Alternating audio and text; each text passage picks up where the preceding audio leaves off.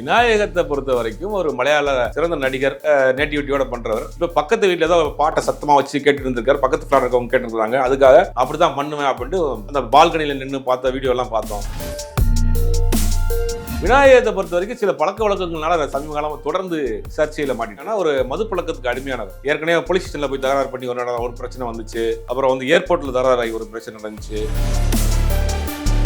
நடிகரா மட்டும் கிடையாது, சாமானிய மனிதன் கூட அந்த வேலையை செய்ய மாட்டான். அவருக்குள்ள இமேஜே அங்க தெரியல, அங்க ஒரு விநாயகமாவே இல்லையே. அவரு அடுத்த நாள் காலத்தை பத்தி யோசிச்சிருப்பாரு, இவ்வளவு கேவலம் பண்ணிட்டோமே அப்படின்னு. வழக்குகள் போட்டிருக்காங்க, வழக்கு போயிட்டு வந்துட்டு தான் இருக்கிறார். கேரளாவை பொறுத்த வரைக்கும் நீங்க வந்து நடிகருக்குலாம் அங்க பெருசா இம்பார்ட்டன்ட் கொடுக்க மாட்டாங்க. எல்லா நடிகருமே படத்தை முடிச்சுட்டு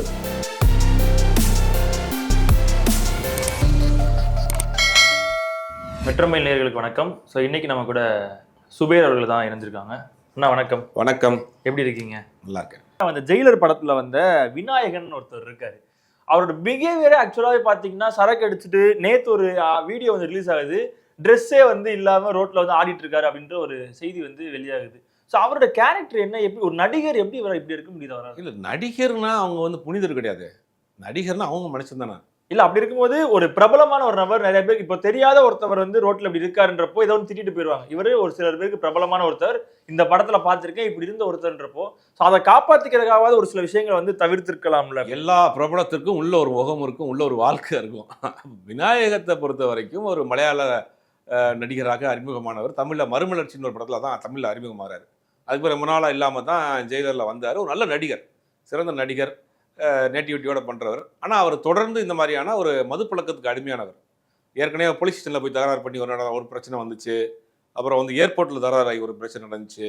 இப்போ பக்கத்து வீட்டில் ஏதோ பாட்டை சத்தமாக வச்சு கேட்டு இருந்திருக்காரு, பக்கத்து ஃபிளாட் இருக்கவங்க கேட்டுருக்காங்க. அதுக்காக அப்படி தான் பண்ணுவேன் அப்படின்ட்டு அந்த பால்கனியில் நின்று பார்த்த வீடியோ எல்லாம் பார்த்தோம்.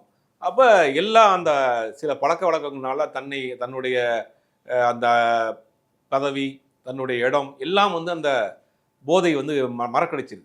அவருக்குள்ள இமேஜே அங்கே தெரியல, அங்கே ஒரு விநாயகமாவே இல்லையே. அவர் அங்கே வந்து தன்னை மறந்த நிலையில தான் இருக்கிறாரு.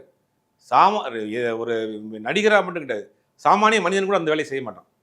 அப்படிங்கும்போது அதையும் மறந்துட்டாருன்னா அந்த அந்த பழக்கம் தான், அந்த தன்னிலை மறந்து ஒரு விஷயம் அடுத்த நாள் காலத்தை பற்றி யோசிச்சிருப்பாரு, இவ்வளோ கேவலம் பண்ணிட்டோமே அப்படின்னு.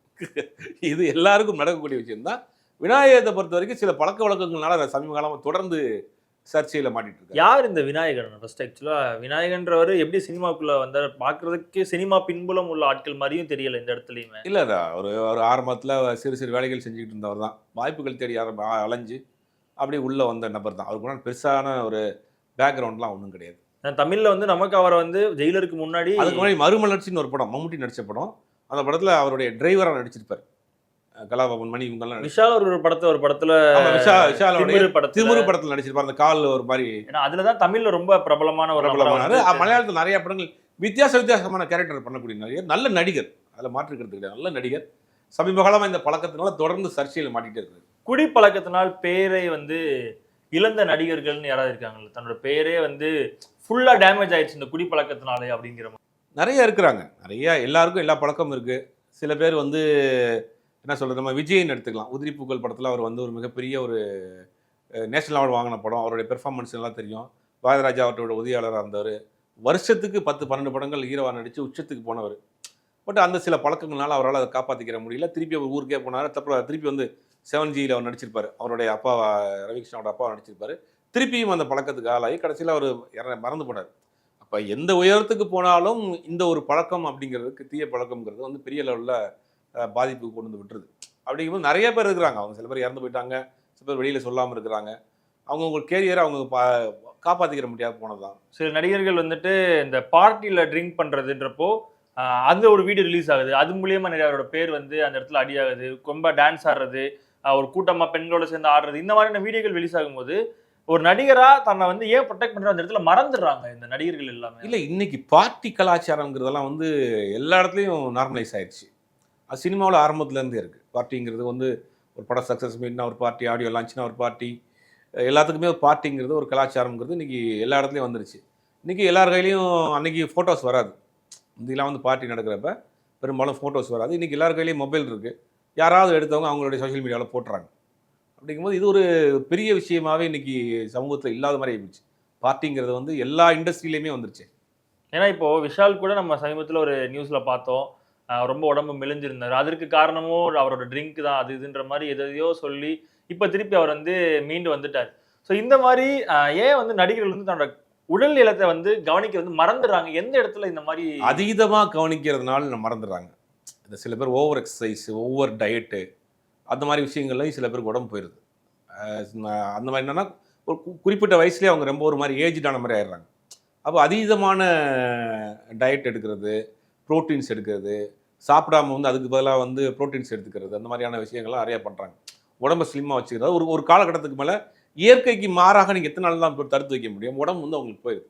அது ஒரு பழக்கம். சில சில பழக்கவழக்கங்கள் இதெல்லாம் சேர்ந்து உடல்நிலையை கொஞ்சம் பாதிக்கு கொண்டு வந்து விட்டுருது. இப்ப மலையாளத்துல வந்து எல்லாமே பெரிய பெரிய நடிகர்களா இருக்காங்க. இப்ப நம்ம வந்துட்டு விநாயகன் பத்தி பேசும்போது நெறைய பெரிய நடிகர்கள் இருக்காங்க.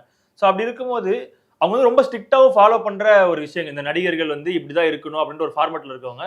ஏன் இந்த விநாயகன பத்தி அந்த ஊர்ல இருக்க நடிகர் சங்கமோ, இல்ல எதுவுமே வந்து எந்த ஒரு ஆக்ஷனுமே இல்ல நீங்க இப்படிதான் இருக்கணும், இப்படி நடந்துக்கணும்ன்ற ஒரு விஷயம் கூட இல்ல சொல்லாம அவரு இண்டஸ்ட்ரிக்குள்ள நடந்தான்னு கேட்பாங்க. எப்பயுமே ஒரு படத்துக்கு சரியா வரலன்னா, அந்த நடிகர் சங்கம்னு கேட்பாங்க. இல்ல ஒரு பட விழாவுல இந்த மாரி நடந்துட்டாருன்னா கேட்கலாம். வெளி இடங்கள்ல தனிப்பட்ட முறையில பண்றப்போ ஒரு அவர்ட்ட போய் எப்படி நீங்க வந்து இன்டராக்ட் பண்ண முடியும்? அப்ப நடிகர் சங்கமோ, அங்க இருக்கக்கூடிய அமைப்புகளோ வந்து தனிப்பட்ட நபர் செய்யக்கூடிய வேலையை எப்படி கண்டிக்க முடியும்? அது சரியா ஏன்னா வராது. எனக்கு போலீஸ் சைடுல இருந்துமே ஏதாவது ஆக்ஷன் எடுக்கிறாங்களா பார்த்தாலுமே, அந்த அளவுக்கு தெரிய மாட்டேங்குது. நெறைய இந்த மாரி பிரச்சனைகள்ல இல்ல வழக்குகள் போட்டிருக்காங்க. உண்மையில வழக்குகள் போட்டிருக்காங்க. வழக்கு போயிட்டு வந்துட்டு தான் இருக்கிறார். கேரளாவை பொறுத்தவரைக்கும் நீங்க வந்து நடிகருக்குலாம் அங்க பெருசா இம்பார்ட்டன்ட் குடுக்க மாட்டாங்க. எல்லா நடிகருமே படத்த முடிச்சுட்டு திருவனந்தபுரத்துலயோ, சென்னையிலயோ, கொச்சின்லயோ ஷூட்டிங் முடிச்சாங்கன்னா, அவங்க கிராமத்துக்கு போயிருவாங்க. எவ்வளோ பெரிய நடிகரா இருந்தாலும் அவங்க கிராமத்துல தான் இருப்பாங்க.